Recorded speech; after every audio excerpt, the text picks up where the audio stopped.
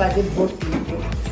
এই শেষ হলো আমাদের শুটিং। জনপ্রিয় সুপারস্টার শাকিব খান অভিনীত তুফান সিনেমার লাগে উড়াধুরা গানটির বিহাইন্ড দ্য সিন আপলোড করা হয়েছে।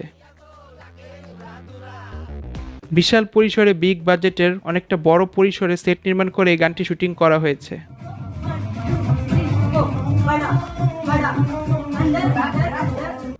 একদম ভোর থেকে শুরু করে রাত 3টে পর্যন্ত এই গানটির শুটিং সম্পূর্ণ করা হয়েছে।